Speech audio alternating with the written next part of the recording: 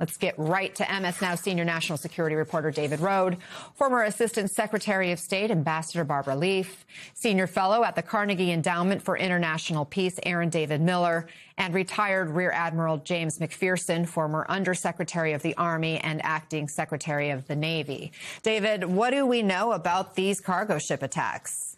I think they show that the Iranian Revolutionary Guard is clearly in control.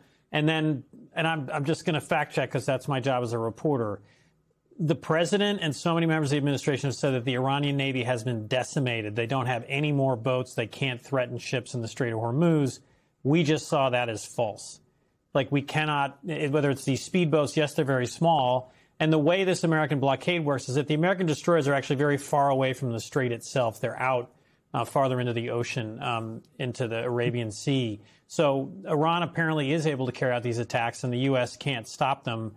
And then the president, another claim he made this morning, and I'm curious what the other panelists think. I asked Vali Nasser, he's a leading expert on Iran, if he feels that the Iranian government is divided. Mm-hmm. President Trump has said that's the problem here. They can't make up their mind. And Vali Nasser's answer was, I think the Iranian government, they're only divided on whether to trust Donald Trump or not. One group says that Islamabad, the past negotiations, was a waste of time and Trump is not serious. Another said negotiating more with the U.S. and Islamabad could yield results. I don't, who knows what's actually going on in Iran, but Vali Nasser's a serious expert who's watched Iran for years. And this just gets into this strategy the president has of seeming unpredictable and posting a ceasefire with no end last night. And then this morning, it's only 3 to 5 days. So it's a confusing series of events. Continues to be unpredictable, continues to all be uncertain.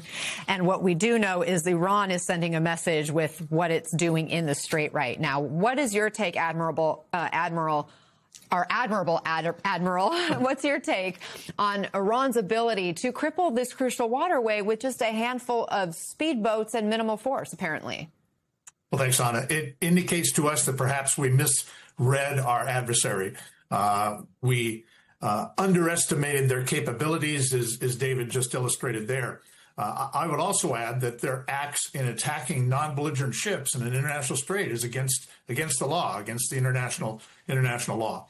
And international straits like the Straits of Hormuz, there are many of those around the world, such as the Strait of Gibraltar, the Straits of Dover, where water between two countries includes their territorial seas. And the rule under international law is non-belligerent vessels are supposed to be allowed transit passage that is unimpeded either on the water or overflight in those transit of those straits. And Iran is clearly violating that international law.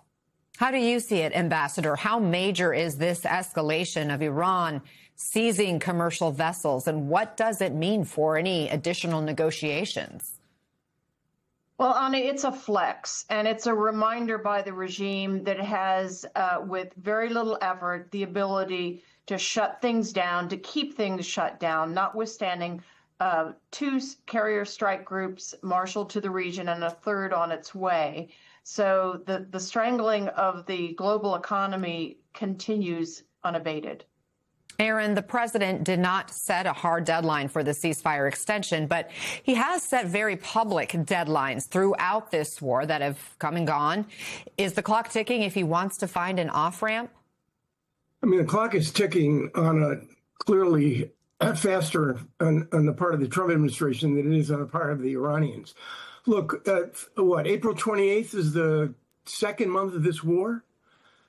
There's some basic realities here. American military power cannot make the Iranians capitulate or comply or fundamentally change their negotiating positions at the table. I think Vali Nasser via David Rohde is right that there may be a tactical difference in terms of the utility of negotiations to achieve certain ends on the part of the regime.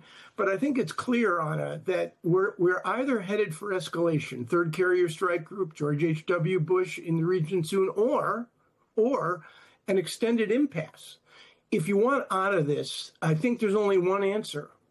The Iranians need to open the straits, and the administration needs to remove the blockade. And then maybe you could have the time and space to deal with a world of headache in terms of the gaps that separate the Trump administration from the Iranians at the negotiating table. But otherwise, if you're not going to do that, then we're talking months more of this. And whose capacity to absorb pain? Who's got the higher pain threshold, Tehran or Washington? Well, right now it appears to be Tehran, is what I'm hearing you say. In that post announcing the ceasefire extension, I want to dig more into what the president says was a seriously fractured Iranian government.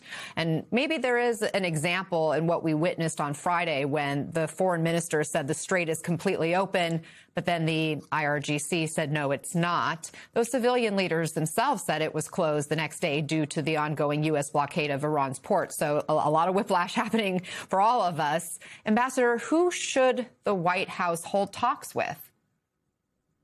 They should hold talks with whomever shows up in Islamabad. And look, I, for one, am skeptical about the notion that there are deep going cleavages at this point.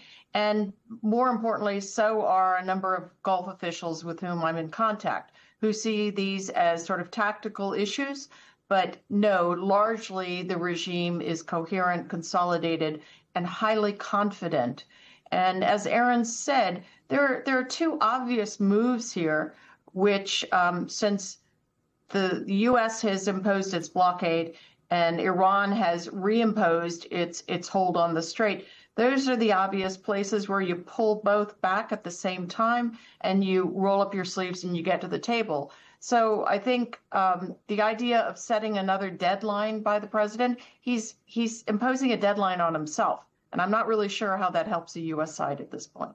Aaron, so much drama in the last 24 hours. I mean, it was about this time yesterday, the big question mark was, is the vice president going or not? And we kept hearing mixed reporting on the plan. What message did the White House send by calling off the vice president's trip to Islamabad?